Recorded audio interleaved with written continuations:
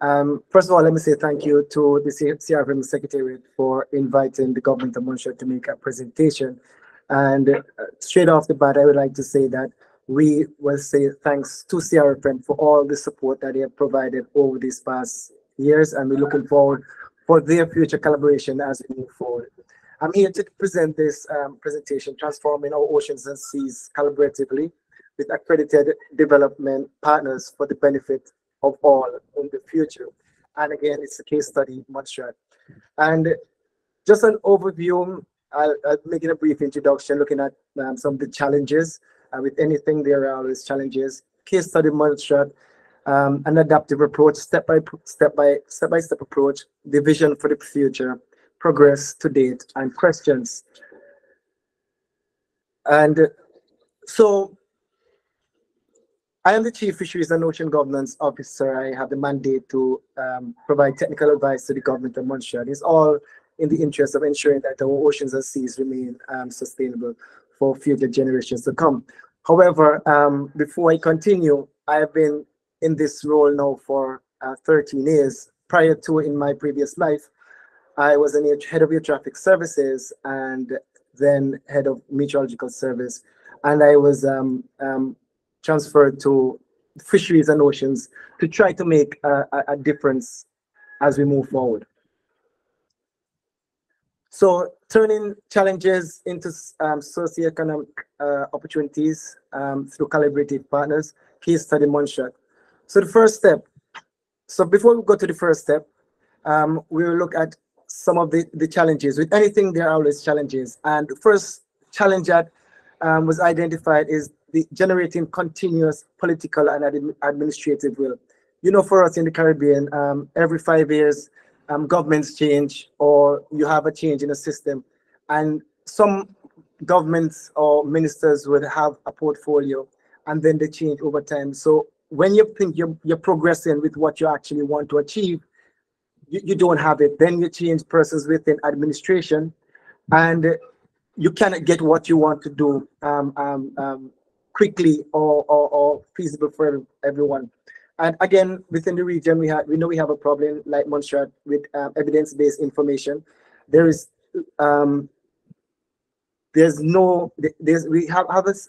issues with data, accredited data, legal framework again, partnership and financing. You know, governments sometimes would have a budget for something, but it cannot help us or assist us in progressing the future of our ocean.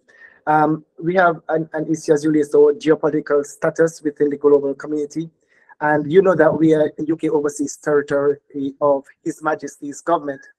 And we cannot benefit directly from some funding agencies because we are not seen as a small island developing state. Even though we are a full member of CARICOM and the OECS, we still cannot benefit fully from some of these programs. However, through CRFM, we have been getting some spill-off of some benefits as we move forward. And the list goes on, and I'm happy that tomorrow I'll be able to present the national report, which will highlight some of these issues as we move forward.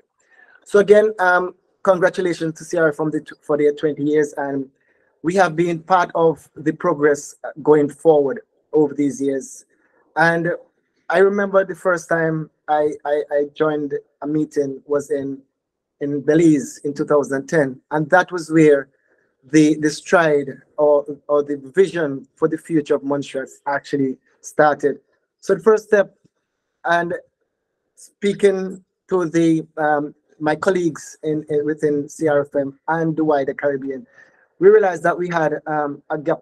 There was a significant gap analysis because remember now I'm coming from air traffic meteorological background to coming to fisheries. The only thing I know about fisheries is eating fish and catching fish because that is what I actually did with my hobby. But speaking to Milton and some of the other folks within CRFM, say, you know, I think you have the capacity to advance your study, your career.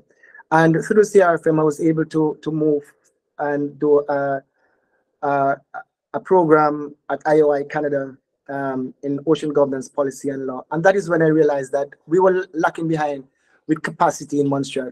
I got encouragement again to do master's in coastal marine resource management, and it was through this master's program that and my academic research, I realized that there are certain things that we needed to do to move forward in advancing fisheries and ocean governance in Montserrat. The second step was just to identify some of the issues, and this was centered around my dissertation research. And as you can see, you had issues with data, boundary delimitation. As you know, we only have 3 nautical miles of territorial sea, so it's a small ocean space. We have to deal with the human impacts, natural occurrences, and we needed to know exactly, get a better understanding of our ecosystem services.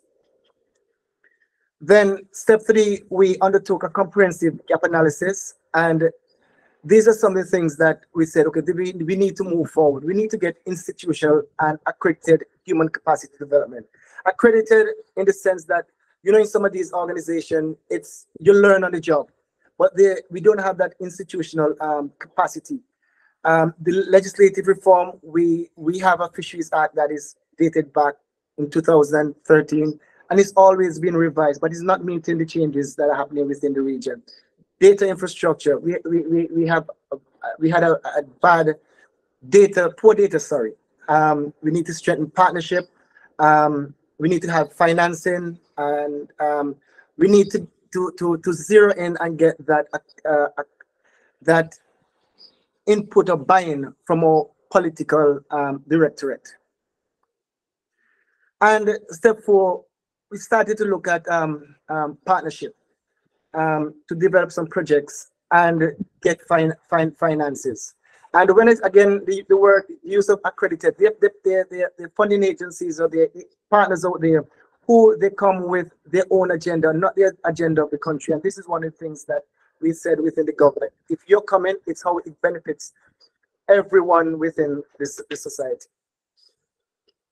And the list of partners, there are so many. I know that I may have missed out some, but through CRFM, all of these agencies have provided support to the government of Montserrat. And tomorrow, and I would encourage persons to look forward for the report, because if you look at this, you're seeing at least 30 plus development partners who have assisted us.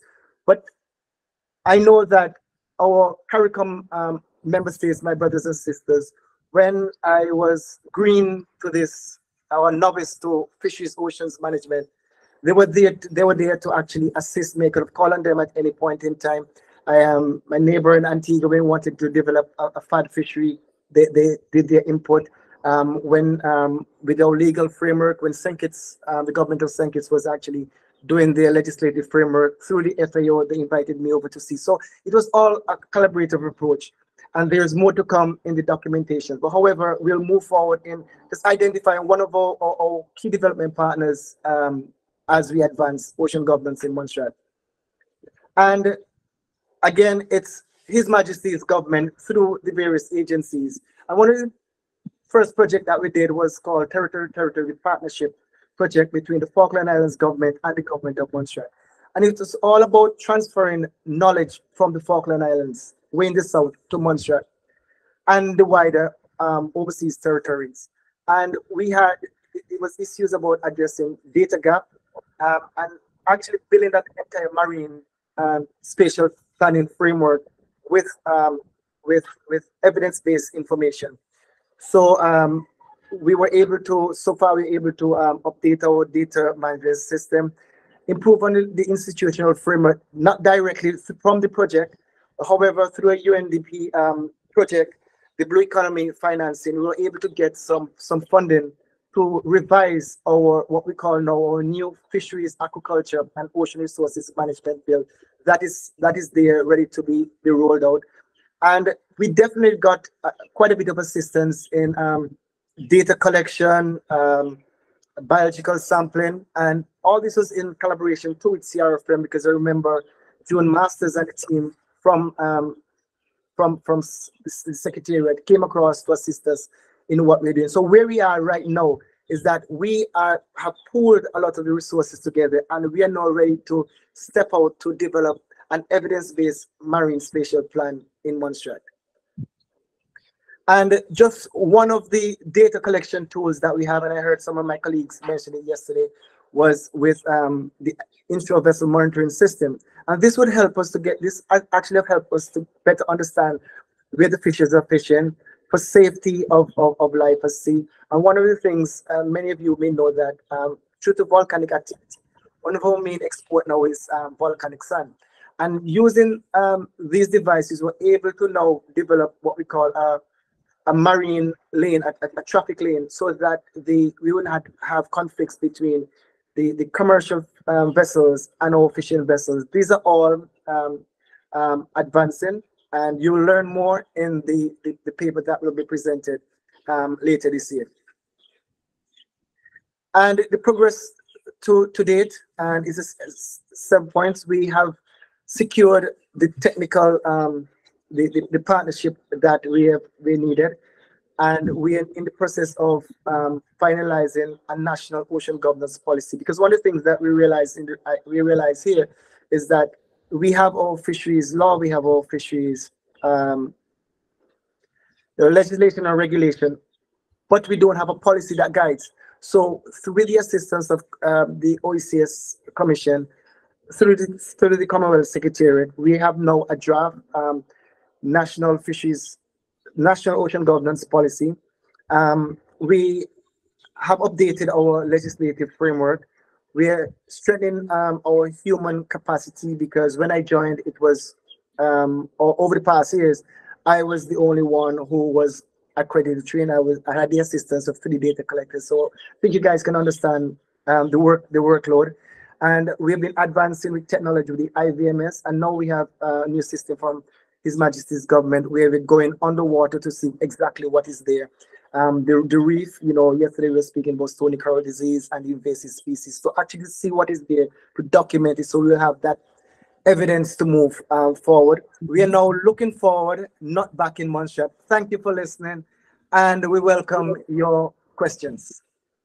Wonderful. Thank you so much. Looking forward and not back.